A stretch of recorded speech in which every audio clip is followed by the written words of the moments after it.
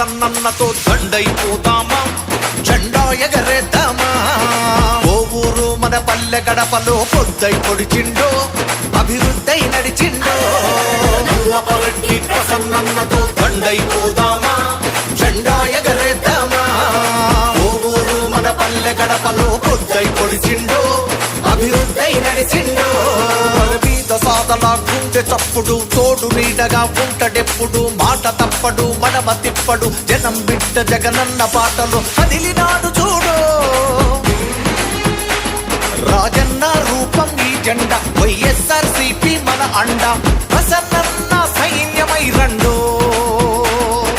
నల్లపరెడ్డి అరే నల్లపరెడ్డి, నల్లపరెడ్డి ప్రసన్నన్నతో దండైపోదామా, జెండా ఎగరేద్దామా.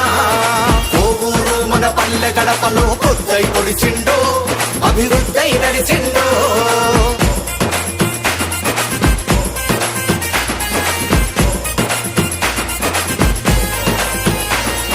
చేశాను, చాలా తప్పులు చేశాను, నన్ను మన్నించండి.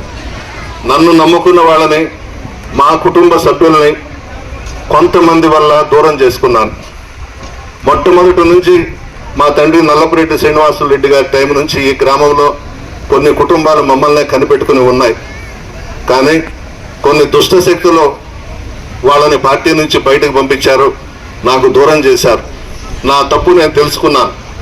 మన ప్రభుత్వం అధికారంలోకి వచ్చిన తర్వాత ఎవరైతే తెలుగుదేశం పార్టీ నుంచి నా సమక్షంలో వైఎస్ఆర్ కాంగ్రెస్ పార్టీలో చేరారో వాళ్ళందరూ కూడా 50 లక్షల నుంచి 3 కోట్ల దాకా అమ్ముడుపోయినారు వేమిరెడ్డి ప్రభాకర్ రెడ్డికి. మీకు అందరికీ తెలుసు.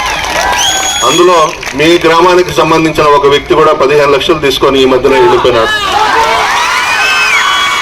మీరందరూ జగన్మోహన్ రెడ్డి గారిని చూసి అతన్ని గెలిపిస్తే ఊరు వదిలేశాడు, పట్టాలు ఇప్పిస్తానని పేదవాళ్ళ దగ్గర డబ్బులు వసూలు చేశాడు.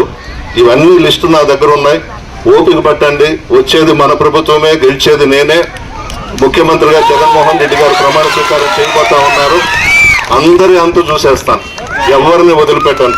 ఒక్కటైతే మీ అందరి ముందు ప్రమాణం చేస్తా ఉన్నా, అధికారంలోకి వచ్చిన తర్వాత ఎవరైతే మన పార్టీలో చేరి నన్ను ఉపయోగించుకొని 4 రూపాయలు సంపాదించుకొని ఈ రోజు మరలా వేమిరెడ్డి ప్రభాకర్ రెడ్డి దగ్గర డబ్బులు తీసుకుని వెళ్ళిపోయినారో జొన్నవాడ కామాక్షమ్మ మీద ప్రమాణం చేసి చెప్తున్నా, భవిష్యత్తులో వాళ్ళని దగ్గరకు రానివ్వను. నన్ను నమ్ముకున్న వాళ్ళు, మా కుటుంబ సభ్యులు వదిలిపెట్టాను. మీకు ఇవ్వాల్సిన గౌరవం మీకు ఇస్తాను, మా కుటుంబ సభ్యుల్లాగా చూసుకుంటాను. నేను పొరపాటు చేశాను కొన్ని విషయాల్లో అని మీ ముందు ఒప్పుకుంటున్నా. చెత్తంతా వెళ్ళిపోయింది, మనల్ని వదిలేసి దరిద్రం అంతా పోయింది. ఇప్పుడు ఉండేదంతా వజ్రాలు.